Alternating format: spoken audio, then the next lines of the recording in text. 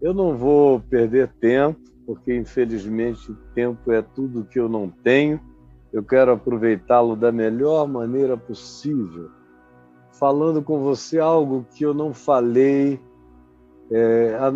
que eu falei há não tanto tempo atrás, falei há pouco tempo, mas eu quero repetir porque me parece ser uma das coisas mais importantes, realmente mais importantes e a cada dia mais importantes.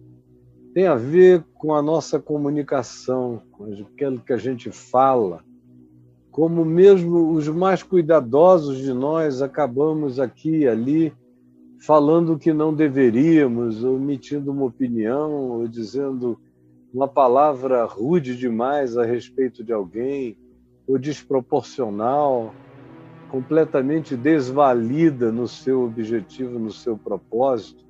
Isso aumenta, especialmente em tempos de rede social, onde cada louco tem direito a expressar a sua sandice, onde cada ser frustrado emite comentários desastrados que falam completamente mais de quem a própria pessoa é do que acerca daquela a quem ela ataca.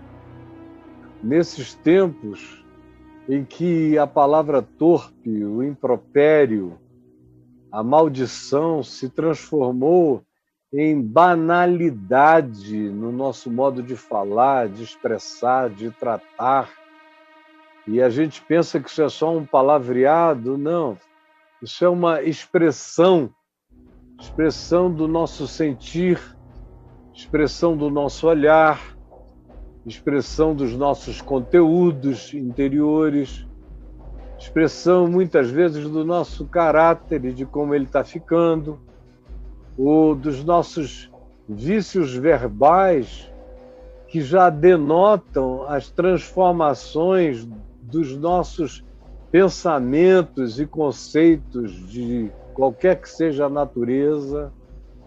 Enfim, isso que sai da nossa boca como palavra, como frase, como nomenclatura, como designação, como palavrão, ou como gritaria, ou como brigalhada, como acusações mútuas, que você fica observando e elas não têm nenhuma razão de ser, nenhuma.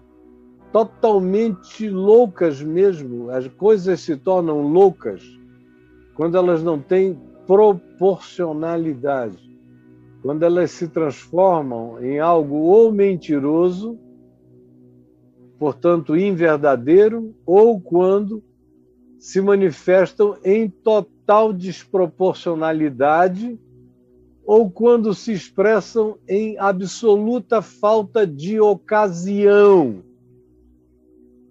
E aí elas fazem um mal desastroso, conforme Jesus disse em Mateus 5, que não é o texto que eu vou ler com vocês ainda, daqui a pouco o Braulio vai botar aí, mas em Mateus 5, Jesus fala dos males que a gente realiza com a língua, com a boca. E ele diz que um dos grandes males é chamar o irmão de oco, de raca, em aramaico, que significava vazio, oco, nada, aquela coisa alguma, o famoso zero à esquerda, é o nothingness, é o cara que é uma nadeza de ser, não é nada, carrega a qualidade do coisa alguma, raca. E Jesus disse que chamar o irmão de raca é algo que traz uma das piores penalidades. Coloca a alma de quem age assim numa espécie de inferno gradativo, de autopunições. O indivíduo vai sendo entregue aos instrumentos de punição interior, E ele acaba sendo profundamente castigado por si mesmo. Isso não tem nada a ver com Deus, nem com o diabo, nem com ninguém. Isso aí é coisa do homem com o homem. O homem desconstrói o homem e é desconstruído na sua desconstrução. O ser humano torna o outro vazio e, à medida em que o faz se sentir um nada, ele próprio, que assim age, vai se esvaziando por inteiro, até conhecer o desespero da oquidão.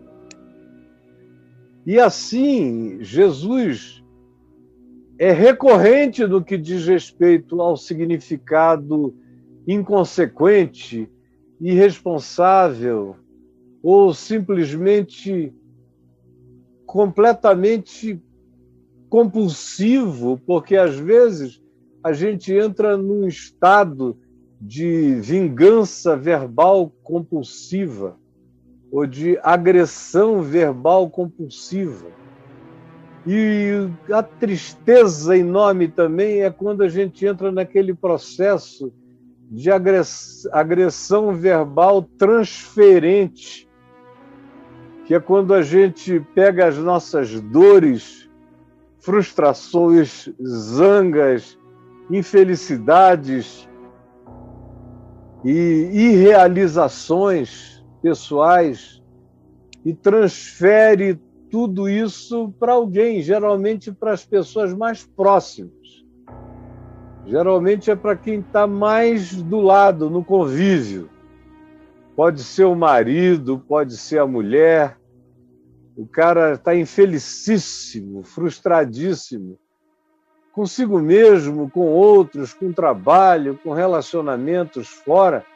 E quem paga a conta é a mulher, são os filhos, são os que vivem com ele, ou são os pais.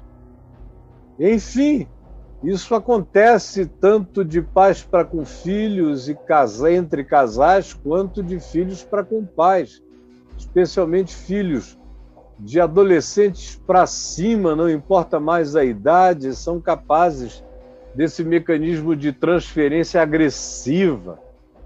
Aí vai gerando um clima de incomunicabilidade essencial, de impossibilidade relacional.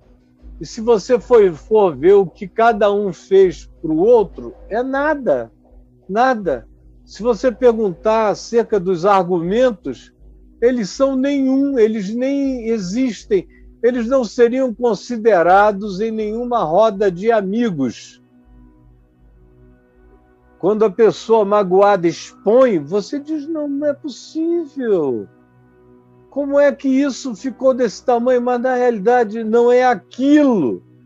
É outra coisa que se esconde atrás daquela temática só por uma argumentação de transferência de frustração, mas não é nem verdade a alegação. Mas acontece o tempo todo. Tem gente que se separa com base naquilo que não é proporcional. Vai crescendo, a desproporção só vai aumentando, aumentando, aumentando. Quanto mais se fala, quanto mais se briga, quanto mais se discute, quanto mais se argumenta, pior fica. Quanto mais se tenta usar a lógica da autojustificação para isso, mais horroroso se torna.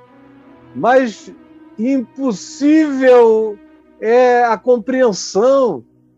A única coisa que pode ajudar numa hora dessa, quando os argumentos não têm realidade, note bem, quando os argumentos não têm realidade, quando são desproporcionais, transferentes, fruto de frustração, de dores íntimas jogados em outro, porque a pessoa não consegue lidar com aquilo sozinha, quieta, tem que ter alguma coisa, faz parte da emocionalidade infantil, criança que costuma fazer assim, nem tanto com os pais, mas bate no boneco, fica com raiva do pé da cadeira, qualquer outra coisa.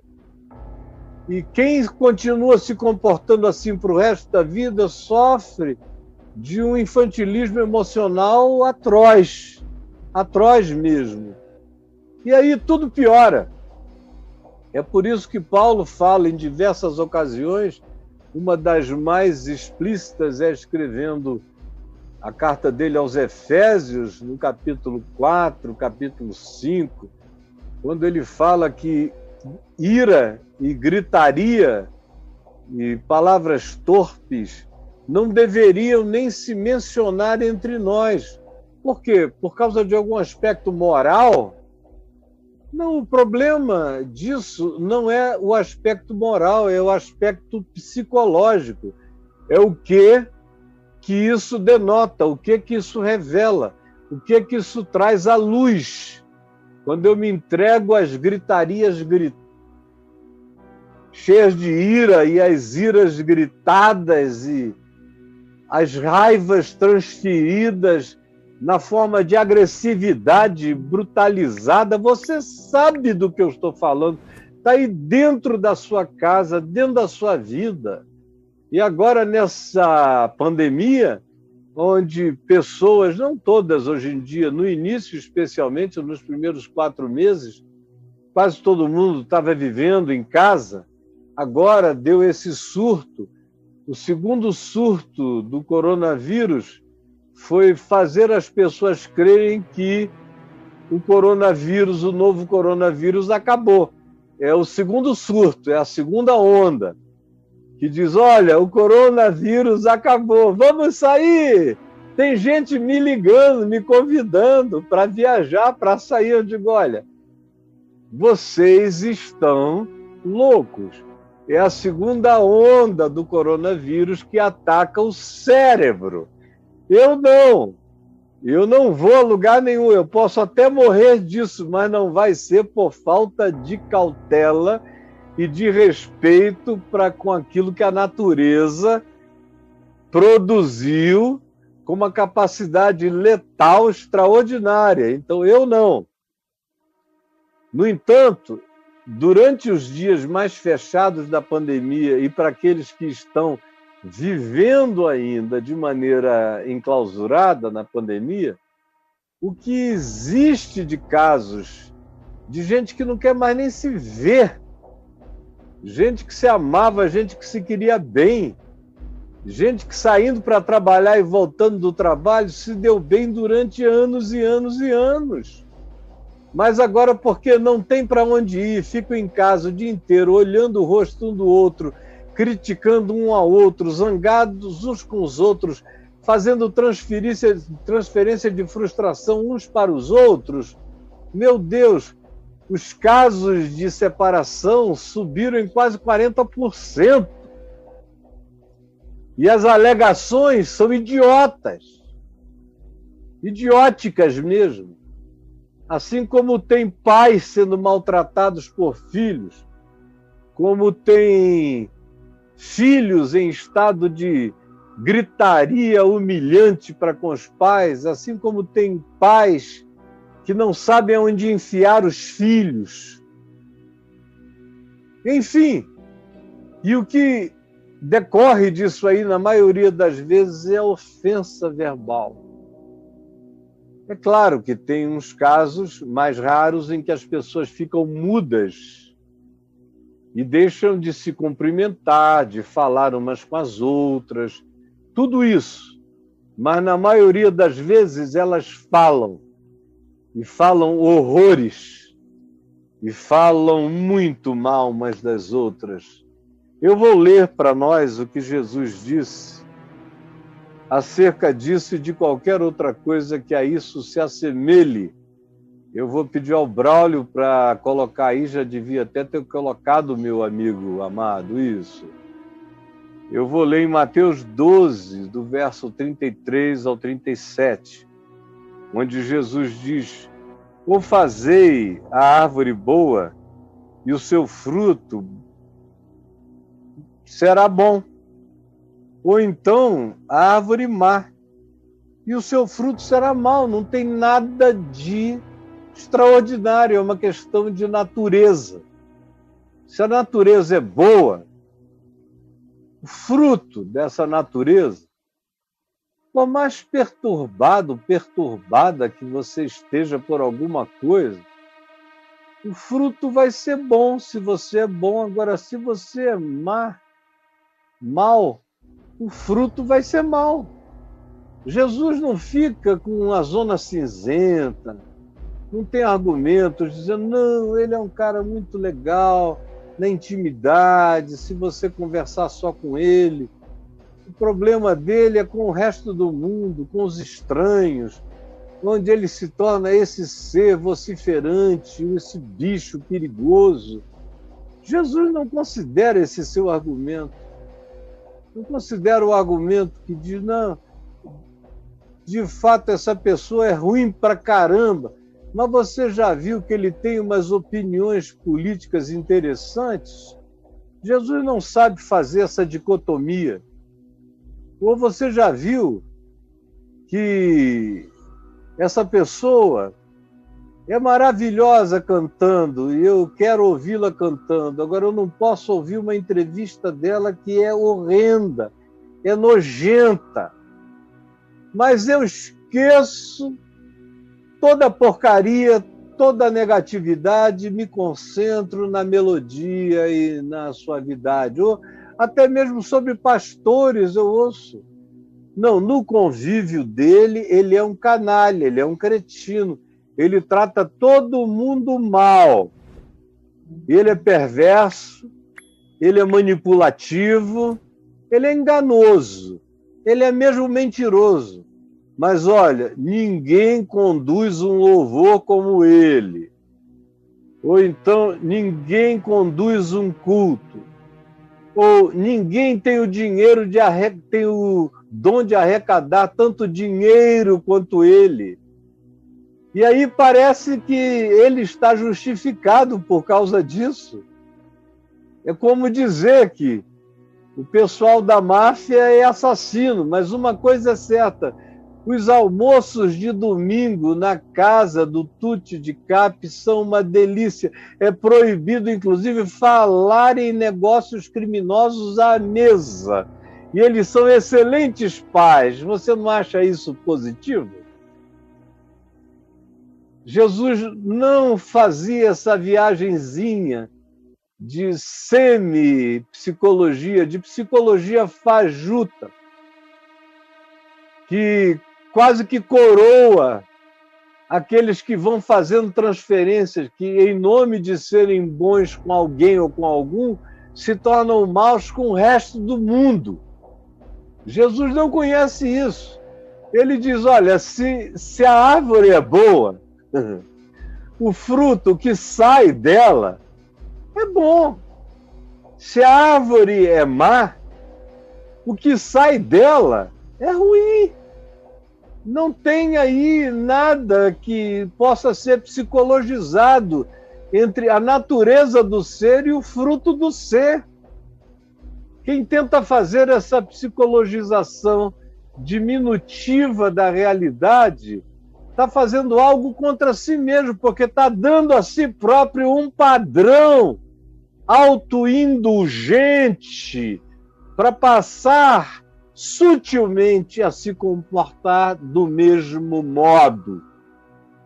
A indulgência à perversidade acaba sendo autoindulgência à nossa própria flexibilização à maldade. Guarde isso no seu coração. Então Jesus diz, ou a árvore é boa e o seu fruto é bom, ou a árvore é má e o seu fruto é mau. Por quê, hein? Por quê, hein? Especialmente nesse tempo político, eu ouço toda hora alguém dizer, não, o cara é horrível, tudo que ele fala é bobagem, é idiotice, é insanidade, é loucura, é falta de empatia, é isso, é aquilo, mas ele vai realizar algo que ainda não realizou, mas vai realizar, que vai justificar toda a maluquice dele. Eu fico olhando e digo, meu Deus, aonde nós chegamos? É como dizer, não, Nero mandou tocar fogo nos cristãos em Roma para criar um álibi. mas o benefício que daí adveio justifica o incêndio dos cristãos. É uma loucura. Calígula fez do seu cavalo, Incitatus, senador de Roma.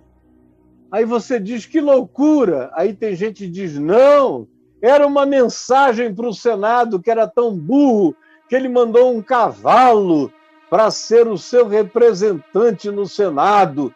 Ele é que era o grande comunicador e não foi entendido. Calígula. É o que a gente vê hoje, quando a gente começa a querer fazer separação, ao invés de assumir o princípio simples de que gente boa produz coisas boas e que gente má produz coisas más. A vida é mais simples e o apelo à conversão é esse. Se você gostaria de ser bom, mas de você só procede o que é ruim, é porque você é mau. Significa dizer que não tem cura para você? Não, Jesus veio ao mundo justamente chamar pecadores, seres maus, ao arrependimento, ou seres alienados à consciência. Ele veio, mas não há um polimento, não há um enceramento, não há um envernizamento. Para ajudar a pessoa é preciso que se diga, o seu fruto é mau, logo você é mau, porque é do fruto do coração que se manifestam as realidades concretas, observáveis da sua existência. Você tem alguma coisa contra isso? Você vai evocar que psicologia para relativizar esse absoluto do Evangelho? A relativização desse absoluto do Evangelho cria uma flexibilização pessoal que conduz você sutilmente a tornar-se, sem notar, também mal. E isso, como eu disse, é sutil, mas acontece. Por quê? Porque pelo fruto se conhece a árvore o tempo todo. Eu, por exemplo, não me considero um bom conhecedor de árvores. A gente anda por aí, o pessoal fica me mostrando troncos e folhas. O que é aquela ali, pastor? Cara, eu não sei, mas me mostra um fruto, que eu te digo que árvore é essa. Aí o cara me mostra o fruto, eu digo, isso aqui é uma siriguela. Ele me mostra outro, eu digo, é uma pitangueira. Me mostra outro, é uma pitombeira. Graviola eu sei qual é, desde menininho, outros assim, cupuaçu eu conheço a árvore e o fruto. O cacau eu conheço a árvore e o fruto. E muitas outras. Mas, por exemplo, não necessariamente se eu olhar uma macieira, eu vou dizer, olha quanta macieira. Mas se eu olhar um pé de oliveira, eu sei, porque eu tenho inclusive uma no quintal, uma oliveira, tenho videira de longe, olha as videiras. Mas normalmente eu conheço a árvore pelo fruto. E mesmo que eu não saiba dar nome àquele fruto, eu botando na boca eu sei se ele é bom ou se ele é ruim. Até porque o fruto venenoso já dá o seu gosto venenoso. Geralmente ele é amargoso ou leitoso. Aí, se um fruto é leitoso, nem bote na boca, não precisa saber a procedência. Mas quando ele não é assim, e ele carrega um azedinho saudável, um docinho saudável, você já sabe que é comestível. Por causa do fruto. Assim é na vida. A gente não precisa saber quem são as pessoas. A gente conversa um pouco com elas, sente, apresenta alguns temas e pelas reações delas e pelo olhar e pelo brilho, você vê se é sincero ou não é sincero, ou uma pessoa que você mal conhece, mas que já chega falando mal das outras e de todo mundo, É para colocar o pé atrás, porque é um ser venenoso, tóxico. Raça de víboras. Agora é Jesus falando com esse pessoal que parecia que queria uma coluna do meio. Eles queriam não ser nem bons nem maus, eles queriam poder ser pessoas, às vezes boas e às vezes más. E Jesus os chama de raça de víboras. Essa tentativa de escamotear a realidade do bem que faz bem e do mal que destrói, Jesus chama de natureza perversa, raça de víboras venenosas. Como podeis falar coisas boas sendo maus? Começa até pelo falar. Tem gente que consegue dar uma entrevista educada, mas se você sair com ele, ele vai sair dali cheio de palavrão, de raiva, de que repórter mais filho do não sei o quê, que pergunta mais sem vergonha, todo mundo é um bando de... Os assessores parlamentares sabem perfeitamente do que eu estou falando, secretários de pastores importantes sabem perfeitamente do que eu estou falando, e a maioria das pessoas com poder que querem manter as aparências, os que trabalham para eles sabem exatamente do que eu estou falando, ou a tua esposa sabe exatamente do que eu estou falando, ou o teu marido sabe exatamente do que eu estou falando, como para lá é uma vocalização, para o lado de cá é outra, porque você é o quê? Uma raça de víbora? A raça de víbora é que faz assim. Como podeis falar coisas boas, legais, sendo maus, estando carregados de coisas ruins? Não me interessa a natureza das coisas ruins. Procura um terapeuta, a gente pode até te ajudar. Caso você não venha compreender e se arrepender antes. Pode até ser ajudado. Se for alguém que diga que o problema é seu. Se for alguém que diga que o seu problema é o dos outros, já não está te ajudando. Porque mesmo que o que te faça mal ou te faça angustiado ou angustiada seja algo que outros te fazem, o problema, todavia, de ficar como você fica é seu. E você tem que aprender a resolver em si mesmo. E não transferindo a culpa, por mais culpado que o outro seja, para ninguém. Porque senão quem vai ficar raça de víboras é você, bem devagar. Você vai começar a falar coisas horríveis, porque o seu coração vai ficar cheio de malignidade, de malícia, de amargura, de maldade. Você vai começar a ser transformado assim. Eu sei disso. Eu sei depois de crente. Eu nunca fui de falar impropérios para lá, para cá. No geral, não. Não, nunca. E antes de 98, 99, nem pensar. E depois disso, muito raramente. Mas eu me lembro de como meu coração foi ficando tão cheio de mágoa, de amargura com o que tinham feito. Eu tinha pecado e alguns tinham aproveitado o meu pecado para dançar nas minhas costas numa cama de faquir, me furando todinho. Eu fiquei muito magoado e machucado. Foram os outros que pioraram? Eventualmente, cada um piorou, melhorou, se arrependeu, mudou à medida em que realizou alguma coisa, percebeu, enfim. Mas eu me fiz mal por causa deles, por causa do que tinham feito. Eu me tornei pior do que eu era antes, até eu admitir e dizer: esse problema é deles.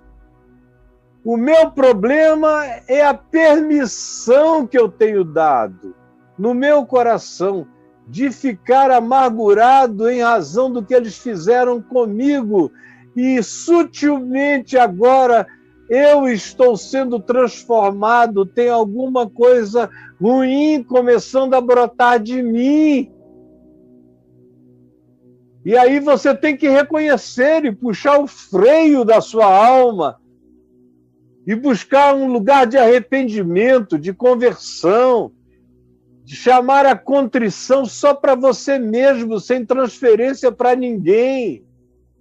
Assim se separam os meninos dos homens, em Cristo e na vida. Raça de víboras, como podeis falar coisas boas sendo maus?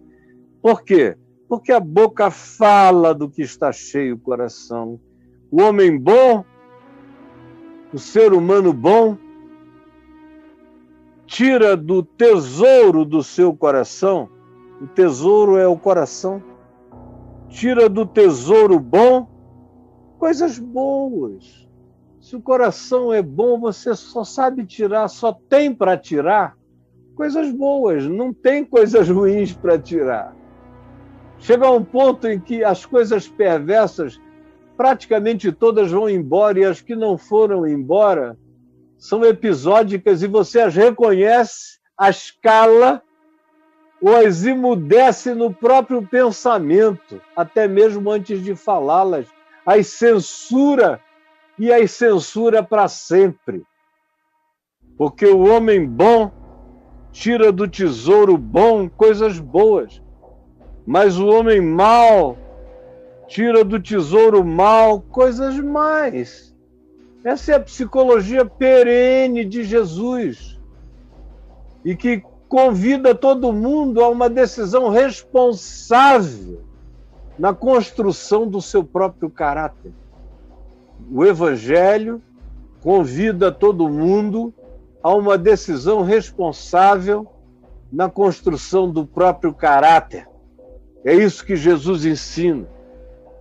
Digo-vos, ele prossegue, que de toda palavra frívola, fala palavra idiota, palavra inconsequente, palavra mentirosa, palavra inventada, palavra construída contra os outros, de toda palavra frívola, falada com banalização acerca do próximo, mas que pode destruí-lo, acabar com a autoimagem dele, fazer dele uma pessoa oca, arruinar com o ser frágil de alguns deles. Jesus diz agora para esse que é o arruinador verbal, oral, relacional, ou da forma de comunicação, ou da energia da espada com a qual fere o outro usando a língua. Jesus diz de toda palavra frívola que proferirem os seres humanos, dela darão conta no dia do juízo. E o dia do juízo não precisa ser um dia escatologicamente distante. O dia do juízo eu tenho visto chegar aqui. Olha, quanto mais velho eu fico, mais eu vejo o dia do juízo chegar. Aqui. Uma quantidade enorme de pessoas arrogantes, malignas, perversas, detratoras, destruidoras orais, verbais, ou com atitude, ou seres de tramas, construtores de arapucas, de ciladas armadas verbalmente, quase todas elas são, daqui para ali, para lá, faz-se uma teia contra o próximo. E eu já vi milhares desses indivíduos que eu mesmo conheci caírem e serem desnudados aqui diante dos homens, aos nossos olhos e sentidos na história. Serem desnudados na sua mentira, nos seus tramas, nas suas armadilhas, nas suas maldades urdidas, construídas, lentamente, ali, no tricô, na cabala das tramas perversas. Já vi tanta gente experimentar o dia do juízo aqui, no tempo presente. Não precisa nem esperar passar para outra dimensão aqui. já são visitados aqui, bem-aventurados aqueles que já são visitados aqui, porque tem pelo menos a chance de, pela vergonha, pela nudez, pela humilhação, quem sabe serem levados ao remorso e do remorso serem conduzidos também, quem sabe, ninguém garante, mas quem sabe, ao arrependimento que os transforme. Quem sabe? Ninguém pode garantir, por isso ninguém deve brincar disso. É de toda palavra frívola que proferirem os homens, delas darão conta no dia do juízo. E o dia do juízo chega no dia em que a luz se manifesta e traz a nossa nudez para nós mesmos e abre os segredos do nosso coração e os revela e os patenteia, como diz a carta aos Hebreus, a Epístola aos Hebreus, capítulo 4, verso 15. A palavra de Deus, que não é a Bíblia, ele está se referindo à palavra livre de Deus, à verdade de Deus, que pega a gente pelo cabelo espiritual e vira a cara para a luz, patenteia a nossa face diante de Deus e da verdade. Chega esse dia de juízo, onde não dá mais para mentir, entendeu?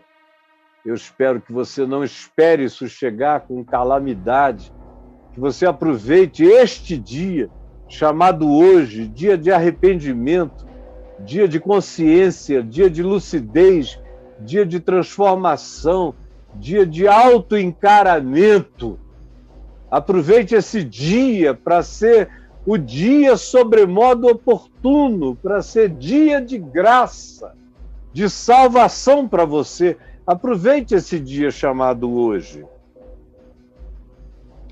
Porque, preste atenção, pelas tuas palavras, pelo que tu dizes, tu serás justificado.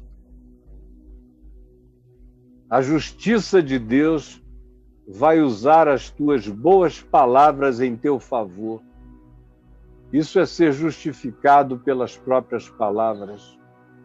É quando se diz que a justiça de Deus vai ser usada como justiça justificadora a teu respeito, porque tu escolheste na vida usar palavras que construíam, que edificavam, que não falsificavam, que não mentiam contra a vida do próximo. Então tu serás justificado pelas palavras de fé, como diz Paulo em Romanos 10, que se com a tua boca tu confessares a Jesus como Senhor e no teu coração tu creres que Deus o ressuscitou de entre os mortos, tu serás justificado pela fé, porque com o coração se crê para a justiça e com a boca se faz confissão acerca do que seja salvação. Em todos os níveis da vida, o que se está dizendo é: palavras salvam, palavras da verdade, palavras da sinceridade, palavras da busca daquilo que seja sincera, que seja transparente, palavras que têm temor e que, portanto, não falsificam a existência do próximo. Essas palavras te justificam. Quem é assim e por isso fala assim, só fala assim porque é assim, ficará em pé no dia da luz. Agora, o mesmo não acontece com os malandros que usam dos ardis, das falsificações inconsequentes. Porque pelas tuas palavras tu serás justificado, e pelas tuas palavras tu serás condenado. Porque a língua, essa língua que a gente tem aqui, pode ser a maior desgraça da nossa vida, como diz Tiago, irmão de Jesus, no capítulo 3 da epístola dele, quando ele afirma: mas, irmãos, não vos torneis muitos de vós mestres, sabendo que havemos de ser julgados que nos dizemos mestres, com muito maior juízo, porque todos tropeçamos em alguma coisa. Se alguém não tropeça no falar, é um ser humano perfeito, capaz de refrear todo o seu corpo, toda a sua vida. Se alguém controla a língua, se alguém controla a fala, se alguém sabe ficar silencioso, esse tem controle total sobre si mesmo. E são seres humanos raros. Isto é um fruto do Espírito Santo, é o último a ser nomeado, domínio próprio. Esse refrear a própria língua é fruto profundo do Espírito Santo em nós. Refrear a própria língua, dominar o corpo, a vida, o comportamento, a atitude, vem daí, dessas decisões, porque elas não têm a ver só com o que eu falo ou o que eu não falo, tem a ver com o que eu penso, e o que eu penso tem a ver com quem eu sou, com o meu caráter. Então, tudo é uma coisa só. Ora, se pomos freios na boca dos cavalos para nos obedecerem, também lhes dirigimos o corpo todo, para lá, para cá, para lá e para cá. Assim é com esse cavalo aqui, com esse cavalo aí, entendeu? Observar igualmente os navios, que sendo tão grandes, e no tempo de Tiago eles já eram grandes, mas eram pequenininhos comparados com os nossos, transatlânticos, imensos, cidades flutuantes. Ele diz: observar igualmente os transatlânticos, que sendo tão grandes e batidos de rijos ventos por um pequeníssimo leme, um toque para lá, um toque para cá, são dirigidos para onde quer que queira o impulso do timoneiro, ou para onde quer que a bússola os leve, ou para onde quer que o GPS os conduza. Assim também a língua, pequeno órgão, se gaba, fala. Cara, é uma coisa nojenta olhar e ver alguns comentários. Eu vou entrevistar amanhã a Luana Piovani, com quem eu acabei de conversar aqui hoje, antes de começar o Papo de Graça, e vai ser uma conversa muito agradável com ela. Mas aí eu vi alguns comentários ontem, e todo mundo dizendo: o Rafinha arrasou com ela. Eu fui ver o que o Rafinha tinha dito. Meu Deus, me deu uma pena do Rafinha, uma pena. Ele me trata muito bem, ele é muito querido comigo, pessoalmente, sempre foi atenciosíssimo comigo, muito atencioso, eu sei disso. Agora, o que ele fez ali, cara, não podia fazer com ninguém, aquilo é perversidade, ele chamou juízo sobre si. Literalmente, o meu querido Rafinha chamou juízo. Ninguém abre a boca desancando um ser humano do jeito que ele fez, sem que ele esteja usando a boca para manifestar o que há de mal no coração dele. Ao falar dela, ele só se revelou, ele só mostrou o que está acontecendo de horrível, de frustrante, de frustrado, de amargurado no ser dele. E assim é com todo mundo, como Freud disse, quando Pedro fala de Paulo, Pedro fala de si mesmo e não de Paulo. É uma máxima óbvia e que todo mundo já devia ter aprendido há muito tempo, porque é uma bandeira horrorosa que o cara está dando sobre ele mesmo. E vocês aí fazendo comentários estão se entregando, eu vou lendo e estou sabendo como são todos vocês, a alma daquelas pessoas. Como está, eu não preciso de meia hora de análise, eu vejo duas frases e digo, meu Deus, como a alma desse indivíduo, dessa menina, está uma coisa horrorosa, está em treva, está cheia de maldade, que coisa ruim! É ruim demais! É ruim demais! Pelo amor de Deus! E aí Tiago prossegue e diz, assim também a língua, pequeno órgão, se gaba de grandes coisas, fala do que não entende, vê como uma fagulha, olha aí, no mundo pantaneiro e aqui no Cerrado, ou mesmo na Amazônia, quando está seco, uma fagulha põe em brasas tão grande selva,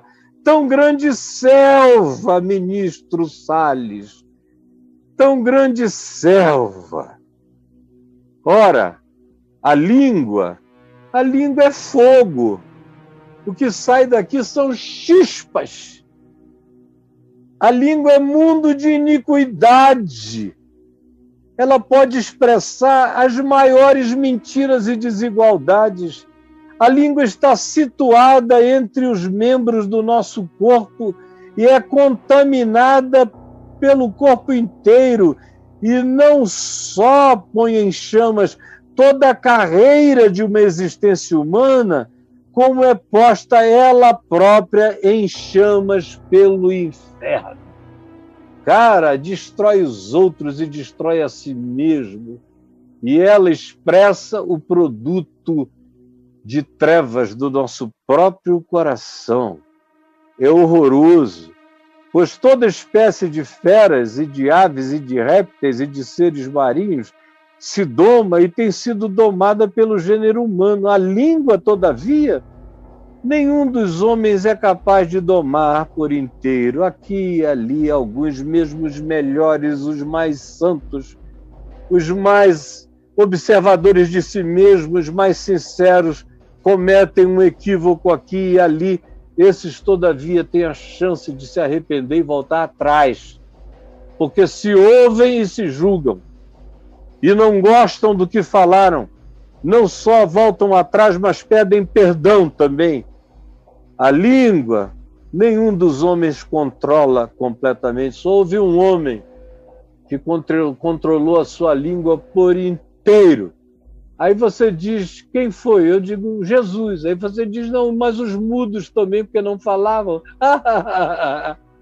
Desculpa, meu santo idiota. Mudo não fala com a língua, mas a língua do mudo e de todo mundo é o pensamento.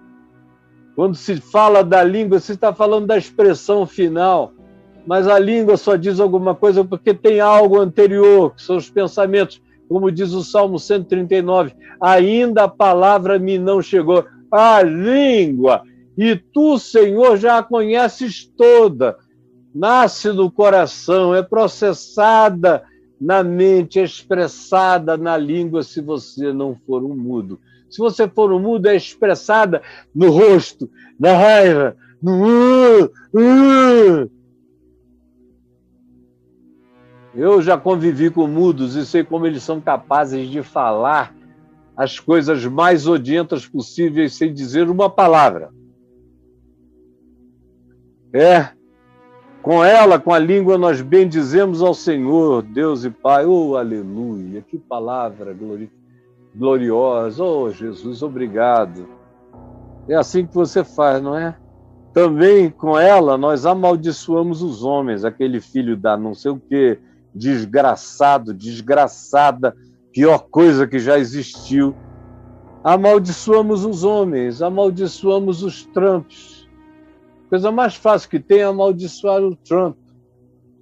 Hoje em dia, na América, a maioria dos americanos não estão com ele. A coisa mais fácil é amaldiçoar. 68% estão com raiva, dizendo que ele tratou muito mal, negacionisticamente, a pandemia. Por isso é que ele ficou com Covid. E eu me nego a ter opiniões a dar, embora quem se exponha e negue determinadas coisas possa ser vitimado por elas mesmas, a história ensina, a ciência também, mas a coisa mais fácil que tem é amaldiçoar. Ao invés de dizer, Senhor, tem misericórdia desse cara, permite que ele ainda tenha um lugar de arrependimento, que ele ainda enxergue. Aí você vai vendo o cara não usar as oportunidades para se arrepender, para mudar, para se transformar, como aparentemente foi o caso dele ontem. Já começou a dizer que não é nada, que é para encarar, e a gente sabe que ele passou mal demais lá dentro. Mas aí vem um provérbio 29, capítulo 29, verso 1, que diz: o homem que muitas vezes repreendido endurece a cerviz, será quebrantado de repente sem que haja cura. De uma só boca procede bênção e maldição. Meus irmãos, não é bom que estas coisas sejam assim. Acaso pode a fonte jorrar do mesmo lugar o que é doce e o que é amargo? É claro que não. Não dá para fazer essa mistura que vocês pretendem. Não dá para usar essa psicologiazinha da mistura. Nem o rio Amazonas e o Rio Negro se misturam. Não dá para jorrar da mesma fonte. Ah, não, hoje está jorrando o que é doce. Ah, não, hoje tenha paciência, está jorrando o que é amargoso. Volta amanhã, que amanhã é o dia do doce. Não, hoje ele amanheceu mal-humorado, está tudo amargoso. Mas fica aqui perto, que quando ele amanhecer sorrindo, só sai coisa doce. Gente, admitir e lidar com isso como se fosse uma normalidade, adoece quem assim seja e adoece quem assim permita. Quem assim considere natural já ficou doente, já virou um codependente da maldade do outro. Não é possível, tampouco a fonte de água salgada pode dar água doce. Jesus, essa é a palavra tua. Sem nenhuma alteração, eu estou lendo para cegos. Lendo, apenas lendo. Ensinando sem complexificação de nenhuma natureza, o óbvio. Ajuda-nos a entender e ajuda-nos a nos curvarmos diante daquilo que nós entendamos. É o que eu te peço por mim e por todos os meus queridos, pela minha mulher, pelos meus filhos, pelos meus netos, e por todos quantos busquem a tua palavra, que no coração de cada um ela entre com aquela inquestionabilidade da luz sobre as trevas. Em nome de Jesus. Amém, amém e amém.